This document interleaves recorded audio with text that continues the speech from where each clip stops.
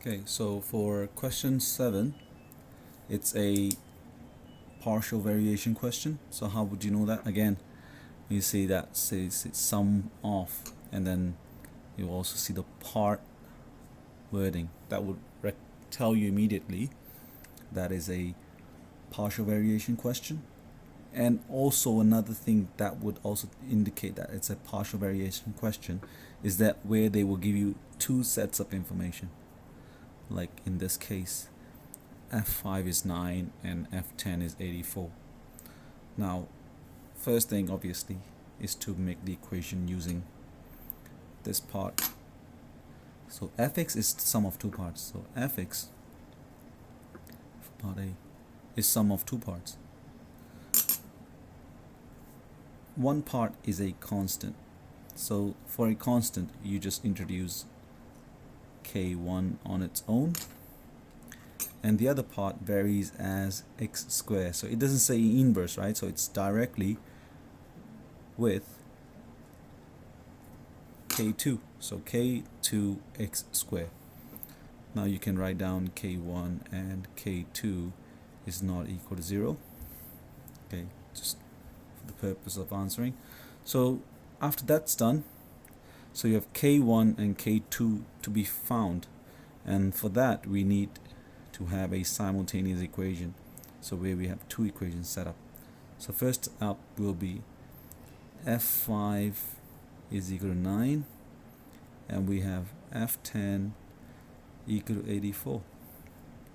So f5 means I'm gonna substitute 5 into this equation. So that means all the x's that are on the right hand side, I would put 5 in that place. So it's k1 plus k2. So where the x is, it should be a 5. So 5 square. And similarly on this side, we're going to do the same. So we have k1 plus k2 now in the bracket. So x is now 10 in this case. So it's 10 square. So now we have equation number 1 and we have equation number 2. So it depends on which way you want to do it. You want to use the calculator, go ahead, use your program number 1, or you can just use your simultaneous skills, that's elimination or substitution. So we're going to go ahead and use our program number 1 instead. So program number 1.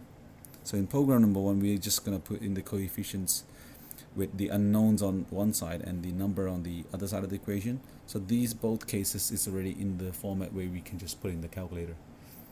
So 1 is the k value, and then we have 25, then we have 9,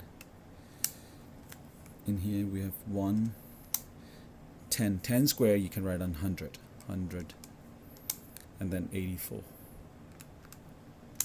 Okay, so after you press execute after 84, the first answer is on the screen, which is negative 16. So k1 is negative 16, and then the second answer is a 1. So we have k2 as 1. So that's not the end of the question, because it says find fx. So the ending will be now replacing all the k1s and k2 that we created as the numbers we found for them. So k1 is not k1 anymore, k1 is negative 16. So negative 16 plus x squared is 1. It's 1x squared, so we don't need to write down the 1, so it's just x squared literally. So that is only for part A. And for part B, they tell you now fx is 33. So fx, which is this part, so this part is 33. And you realize after you do that, it's a simultaneous equation. Sorry, not a simultaneous equation, a quadratic equation. So x squared, you move the 33 over, you get a 49 is equal to 0. So you can put those values for your formula 1. In this case, you realize that this is the a term. There's no b term in this question because there's no x, and the c term is the final number, which is negative 49. So go ahead and put those three numbers in. 1, 0 and then negative 49. It will give you two values, 7 and negative 7. So in this case it's x, so x is 7 or x is negative 7. Okay, that's one way of doing it. Or actually, if you don't have a calculator, you can realize that this is a square minus b square, where we have a plus b and a minus b, which will also give you the same answers if you do them individually equal 0.